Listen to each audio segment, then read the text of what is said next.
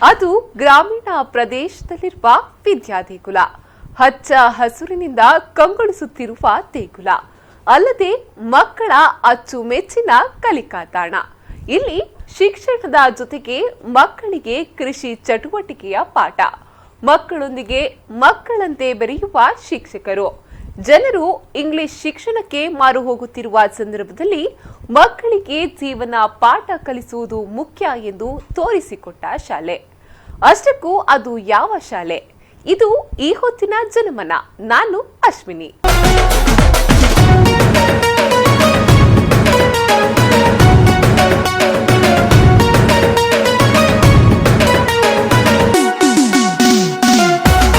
ಹೌದು, ನಾವೀಗ ಹೇಳ್ತಾ ಇರೋದು ವಿದ್ಯಾ ದೇಗುಲದ ಬಗ್ಗೆ.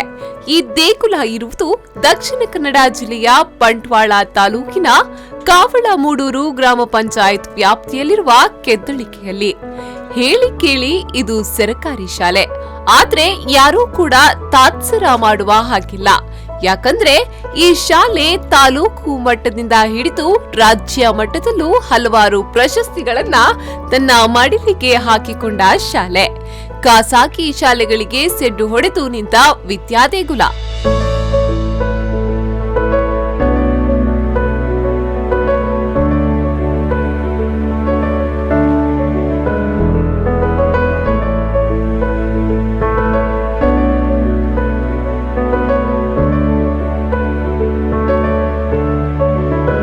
ಇತ್ತೀಚಿನ ದಿನಗಳಲ್ಲಿ ಇಂಗ್ಲಿಷ್ ವ್ಯಾಮೋಹದಿಂದ ಮಕ್ಕಳನ್ನ ಸರ್ಕಾರಿ ಶಾಲೆಗೆ ಕಳುಹಿಸದೆ ಆಂಗ್ಲ ಮಾಧ್ಯಮ ಶಾಲೆಗೆ ಕಳುಹಿಸುವ ಪೋಷಕರನ್ನ ನಾವು ಹೆಚ್ಚಾಗಿ ಕಾಣುತ್ತೇವೆ. ಆದ್ರೆ ಈ ಗ್ರಾಮದ ಪ್ರತಿಯೊಂದು ಮನೆಯ ಮಕ್ಕಳು ಈ ಸರ್ಕಾರಿ ಶಾಲೆಗೆ ಹೋಗುತ್ತಿರುವುದು ಇಲ್ಲಿನ ವಿಶೇಷ. ಕೆಲವೊಂದು ಸರ್ಕಾರಿ ಶಾಲೆಯನ್ನ ನಾವು ನೋಡುತ್ತಿದ್ದೇವೆ.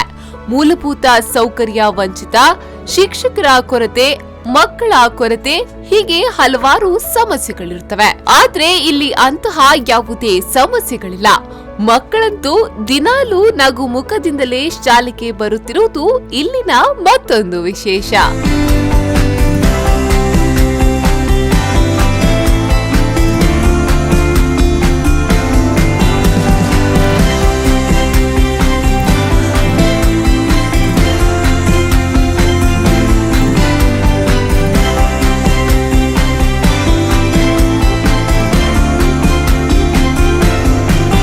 ಕಾವಳಮೂಡೂರು ಗ್ರಾಮ ಪಂಚಾಯತ್ ವ್ಯಾಪ್ತಿಯಲ್ಲಿರುವ ದಕ್ಷಿಣ ಕನ್ನಡ ಜಿಲ್ಲಾ ಪಂಚಾಯತ್ ಹಿರಿಯ ಪ್ರಾಥಮಿಕ ಶಾಲೆ ಕೆದ್ದಳಿಕೆಯಲ್ಲಿ ಹಚ್ಚ ಹಸುರಿನಿಂದ ಕಂಗೊಳಿಸಿದೆ.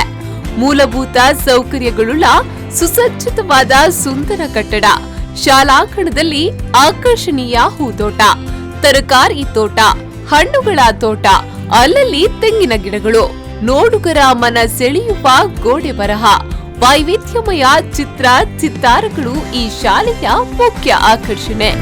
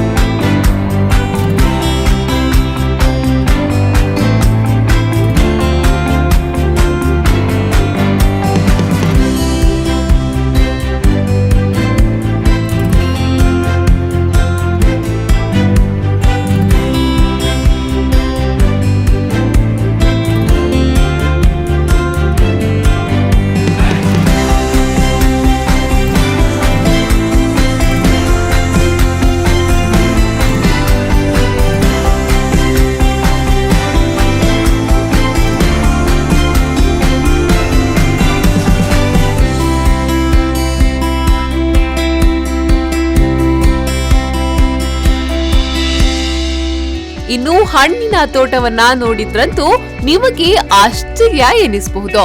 ಎಲ್ಲಾ ಹಣ್ಣುಗಳು ಈ ತೋಟದಲ್ಲಿದೆ.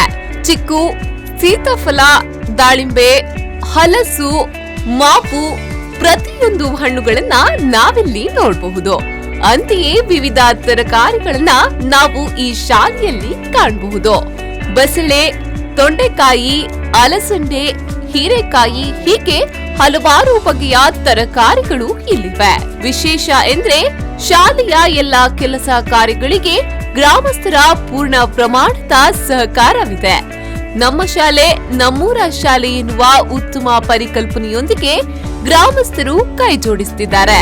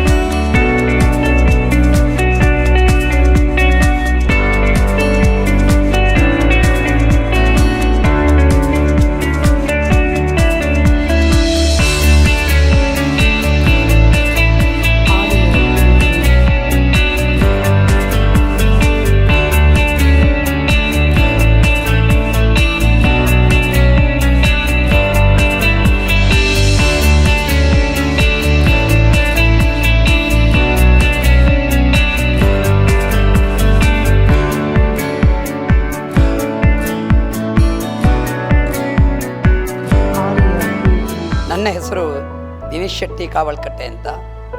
ಈ ಕೆದ್ದಳ್ಳಿ ಶಾಲೆಯ ಶಾಲಾಭಿವೃದ್ಧಿ ಸಮಿತಿಯ ಅಧ್ಯಕ್ಷನಾಗಿದ್ದೇನೆ. 3 ವರ್ಷ ಕಳೆದು 4ನೇ ವರ್ಷಕ್ಕೆ ಮರು ಆಯ್ಕೆಯಾಗಿದ್ದೇನೆ. ಒಂದು ರೀತಿಯಿಂದ ನೆಮ್ಮದಿ ಉಂಟು ನಮಗೆ. ಶಾಲೆ ಅಂದರೆ ಎಲ್ಲ ಜಾತಿಯವರಿಗೂ ಎಲ್ಲ ಮತದವರಿಗೂ ಒಂದೇ ದೇವಸ್ಥಾನ ಎನ್ನುವ ಮಾತೊಂದುಂಟು. ಆ ದೃಷ್ಟಿಯಿಂದ ನೋಡಿದರೆ ಎಲ್ಲ ಮಕ್ಕಳು ಇಲ್ಲಿ ಬಹಳ ಖುಷಿಯಿಂದ ತಮ್ಮ ಮನೆಯಲ್ಲಿ ಇದ್ದ ಹಾಗೆ ಈ ಶಾಲೆಯಲ್ಲಿ ಬಂದು ಕಲಿತು ಬಹಳ ಆನಂದದಿಂದ ಬೆಳೆಯುತ್ತಾ ಇದ್ದಾರೆ. ರಾಷ್ಟ್ರ ಮಟ್ಟದಲ್ಲಿ ಹೆಸರು ಪಡೆದಂಥ ಈ ಶಾಲೆಯಲ್ಲಿ ಈ ಒಂದು ಅಧ್ಯಕ್ಷನಾಗಿ ಸೇವೆ ಮಾಡುವ ಅವಕಾಶ ಸಿಕ್ಕಿದ್ದು ಒಂದು ರೀತಿಯಿಂದ ನನ್ನ ಪುಣ್ಯ ಅಂತ ಅನ್ನಿಸ್ತದೆ. ಇಲ್ಲಿ SDMCಯ ಸದಸ್ಯರಿರ್ಬೋದು, ಪೋಷಕರಿರಬಹುದು, ಇವರನ್ನೆಲ್ಲ ಸೇರಿಸಿಕೊಂಡು ತಿಂಗಳಿಗೆ ಒಂದು ಶ್ರಮದಾನ ಮಾಡ್ತೇವೆ. ಶಾಲೆಗೆ ಬೇಕಾದಂತಹ ತರಕಾರಿ ಇತ್ಯಾದಿಗಳನ್ನು ಬೆಳೆಸುವಲ್ಲಿ ನಮ್ಮಿಂದ ಕೈಲಾದಷ್ಟು ಸಹಾಯ ಮಾಡ್ತೇವೆ. ಸಮುದಾಯ, ಜನಪ್ರತಿನಿಧಿಗಳು ಹಾಗೆ MLAಗಳು ಎಲ್ಲರೂ ಈ ಶಾಲೆಯ ಅಭಿವೃದ್ಧಿಗೆ ಕೈ ಜೋಡಿಸಿದ್ದಾರೆ ಅಂತ ಹೇಳಲಿಕ್ಕೆ ಹೆಮ್ಮೆ ಆಗ್ತಾ ಉಂಟು. ಕಳೆದ ವರ್ಷ ಸಾಧಾರಣ ಒಂದು 9-10 ಲಕ್ಷಕ್ಕಿಂತ ಮೇಲ್ಪಟ್ಟಂತಹ ಕೆಲಸ ಈ ಶಾಲೆಯಲ್ಲಿ ಆಗಿದೆ. ಅದಕ್ಕೆಲ್ಲರ ಸಹಕಾರ ಇತ್ತು. ಇನ್ನು ಮುಂದೆಯೂ ವಿಶೇಷವಾಗಿ ವಾಹನದ ವ್ಯವಸ್ಥೆ ಇತ್ಯಾದಿಗಳನ್ನು ಮಾಡಿ ಈ ಶಾಲೆಯನ್ನು ಮತ್ತಷ್ಟು ಅಭಿವೃದ್ಧಿಪಡಿಸಬೇಕು ಎನ್ನುವಂಥ ಉದ್ದೇಶ ಉಂಟು. ಶೈಕ್ಷಣಿಕ ಮಟ್ಟದಲ್ಲಿ ಇದನ್ನು ಅಭಿವೃದ್ಧಿಪಡಿಸುವಲ್ಲಿ ಈಗಾಗಲೇ ಕೆಲವು ಶಿಕ್ಷಕರನ್ನು ನೇಮಕ ಮಾಡಿದ್ದೇವೆ. ಮುಂದೆಯೂ ಸರ್ಕಾರಕ್ಕೆ ಒತ್ತಡ ಹಾಕಿ ಎಲ್ಲರನ್ನು ಸೇರಿಸಿಕೊಂಡು ಶಾಲೆಯ ಸರ್ವತೋಮುಖ ಅಭಿವೃದ್ಧಿ ಮಾಡಿಸಿ ಇದನ್ನು ರಾಷ್ಟ್ರ ಮಟ್ಟದಲ್ಲಿ ಮತ್ತಷ್ಟು ಬೆಳಗಿಸಬೇಕು ಎನ್ನುವಂಥ ಇಚ್ಛೆ ಉಂಟು. ಅದಕ್ಕೆ ಎಲ್ಲರ ಸಹಕಾರ ಒದಗಿ ಬರಲಿ ಅಂತ ಆಶಿಸ್ತೇನೆ. ಈ ಶಾಲೆಯಲ್ಲಿ ಹಲವಾರು ವಿನೂತನ ಯೋಜನೆಗಳೊಂದಿಗೆ ಶಾಲೆಯು ರಾಜ್ಯಕ್ಕೆ ಮಾದರಿಯಾಗಿ ರೂಪುಗೊಳ್ಳುವಲ್ಲಿ ಶಿಕ್ಷಕ ವೃಂದ, ವಿದ್ಯಾರ್ಥಿ ವೃಂದ, ಪೋಷಕ ವೃಂದ, ಶಾಲಾಭಿವೃದ್ಧಿ ಹಾಗೂ ಮೇಲುಸ್ತುವಾರಿ ಸಮಿತಿ, ಸ್ಥಳೀಯ ಆಡಳಿತ, ಜನಪ್ರತಿನಿಧಿಗಳು, ಶಿಕ್ಷಣ ಇಲಾಖೆ, ದಾನಿಗಳು ಹಾಗೂ ಸ್ಥಳೀಯ ಸಂಘಟನೆಯ ಸಹಭಾಗಿತ್ವದಿಂದ ಶಾಲೆ ಸಂಪೂರ್ಣ ಅಭಿವೃದ್ಧಿಯನ್ನ ಕಂಡಿದೆ.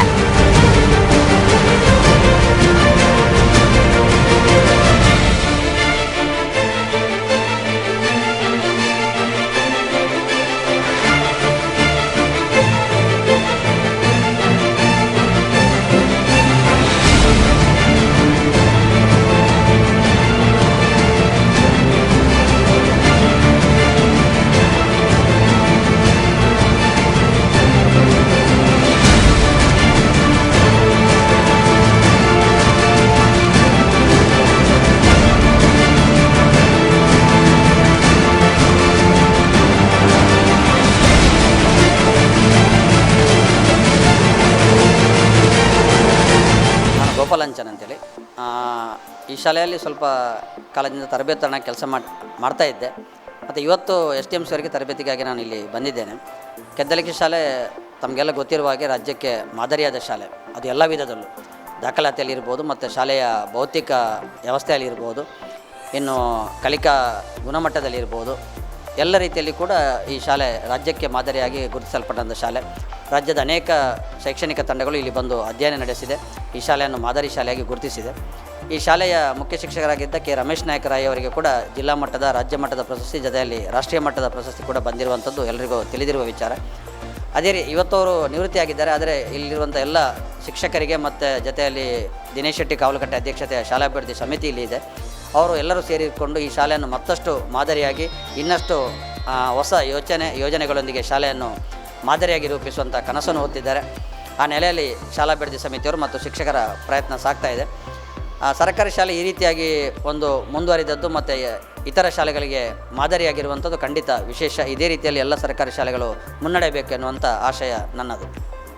ಅಷ್ಟೇ ಅಲ್ಲ, ಪ್ರತಿ ತರಗತಿಯಲ್ಲಿ ಮಕ್ಕಳಿಗೆ ಬೇಕಾದ ಮೂಲಭೂತ ಸೌಲಭ್ಯಗಳು, ಜಲ ಮರುಪೂರಣ ವ್ಯವಸ್ಥೆ, ಇಂಕುಗುಂಡಿಗಳ ರಚನೆ, ಶುದ್ಧೀಕರಣ ಯಂತ್ರದೊಂದಿಗೆ ಕುಡಿಯುವ ನೀರು, ಸಂಪನ್ಮೂಲ ವ್ಯಕ್ತಿಗಳಿಂದ ಮಕ್ಕಳ ಸಮಗ್ರ ವಿಕಸನಕ್ಕೆ ಪೂರಕವಾದ ಕ್ರಿಯಾತ್ಮಕ ಚಟುವಟಿಕೆಗಳ ಆಯೋಜನೆ, ಶಾಲೆಯ ಅಂಗಳದಲ್ಲಿ ಒಂದು ಬದಿಯಲ್ಲಿ ರಚನೆಗೊಂಡಿರುವ ಸಿರಿತೊಂಪ ಅಂಗಳದಲ್ಲಿ ರೂಪುಗೊಂಡ ಹಚ್ಚ ಹಸುರಿನ ವರ್ಣ ವೈವಿಧ್ಯದ ಟೊಪೋಗ್ರಫಿಯು ಈ ಶಾಲೆಯ ವೈಶಿಷ್ಟ್ಯಪೂರ್ಣ ಆಕರ್ಷಣೆಯಾಗಿದೆ. ಇಲ್ಲಿಯ ಶಾಲಾ ಕೈತೋಟ ಒಂದ್ಸಲ ದೊಡ್ಡ ಸುದ್ದಿ ಆಗಿತ್ತು. ಅಂದರೆ ಅನೇಕ ಶಾಲೆಯಲ್ಲಿ ಶಾಲಾ ಕೈತೋಟ ಮಾಡಿದ್ರು. ಅದು ಹೇಗಿತ್ತು ಅಂತೇಳಿದರೆ, ಆ ಶಾಲೆಗೆ ಬೇಕಾದಷ್ಟು ತರಕಾರಿಯನ್ನು ತಯಾರಿಸುವಂಥ ಒಂದು ಉದ್ದೇಶ ಇತ್ತು. ಅಂದರೆ ಶಾಲೆಯಲ್ಲಿ ಬಿಸಿಯೂಟದ ವ್ಯವಸ್ಥೆ ಇದೆ. ಬಿಸಿಯೂಟಕ್ಕೆ ಕೇವಲ ಸರ್ಕಾರ ಕೊಡುವಂಥ ವಸ್ತುವನ್ನು ಉಪಯೋಗಿಸುವ ಬದಲು ಸ್ವಲ್ಪ ತರಕಾರಿ ಕೂಡ ಇದ್ದರೆ ಚೆನ್ನಾಗಿರುತ್ತದೆ ಅನ್ನುವಂಥ ದೃಷ್ಟಿಯಿಂದ ಶಾಲೆಗೆ ಬೇಕಾದಂಥ ಬಿಸಿಯೂಟಕ್ಕಾಗಿ ಬೇಕಾದಂಥ ತರಕಾರಿಯನ್ನು ತಯಾರು ಮಾಡುವಂಥದ್ದು. ಆದರೆ ಕೆದ್ದಲಿಕೆಯಲ್ಲಿ ಏನಾಯ್ತಪ್ಪ ಅಂತೇಳಿದರೆ, ಇಲ್ಲಿಯ ಶಾಲೆಯ ವಿದ್ಯಾರ್ಥಿ ವೃಂದ ಮತ್ತು ಶಿಕ್ಷಕ ವೃಂದ, ಶಾಲಾಭಿವೃದ್ಧಿ ಸಮಿತಿ ಮತ್ತು ಪೋಷಕರು ಸೇರಿ ಒಂದು ಮಾದರಿಯಾದ ಶಾಲಾ ಕೈತೋಟವನ್ನು ಇಲ್ಲಿ ನಿರ್ಮಾಣ ಮಾಡಿದರು. ಇದರಿಂದ ಶಾಲೆಗೆ ಬೇಕಾದಂಥ ಬಿಸಿಯೂಟದ ಜೊತೆಯಲ್ಲಿ ಶಾಲೆಯಲ್ಲಿ ಯಾವುದೇ ದೊಡ್ಡ ಸಮಾರಂಭ ಮಾಡೋದಿದ್ದರೂ ಕೂಡ ಬೇಕಾದಷ್ಟು ತರಕಾರಿ ಇಲ್ಲೇ ಉತ್ಪಾದನೆ ಆಗ್ತಿತ್ತು. ಜೊತೆಯಲ್ಲಿ ಇತರ ಶಾಲೆಗೆ ಕೊಡುವಷ್ಟು ಮತ್ತು ಇತರ ಶಾಲೆಯಲ್ಲಿ ನಡೆಯುವಂಥ ಕಾರ್ಯಕ್ರಮಕ್ಕೆ ಕೊಡುವಷ್ಟು ತರಕಾರಿಯನ್ನು ಕೂಡ ಇಲ್ಲಿ ಉತ್ಪಾದನೆ ಮಾಡಿರುವಂಥದ್ದು. ಮತ್ತು ತರಕಾರಿಯನ್ನು ಮಾರಾಟ ಮಾಡಿ ಅದರಿಂದ ಬರುವ ದುಡ್ಡನ್ನು ಕೂಡ ಶಾಲೆ ಅಭಿವೃದ್ಧಿಗೆ ಉಪಯೋಗ ಮಾಡಿರುವಂಥದ್ದು ಬಹುಶಃ ಇತರ ಎಲ್ಲ ಕಡೆ ಶಾಲಾ ಕೈತೋಟಕ್ಕಂತ ಇದು ಮಾದರಿಯಾದ ಕೈತೋಟ ಅಂತ ನನ್ನ ಅನಿಸಿಕೆ.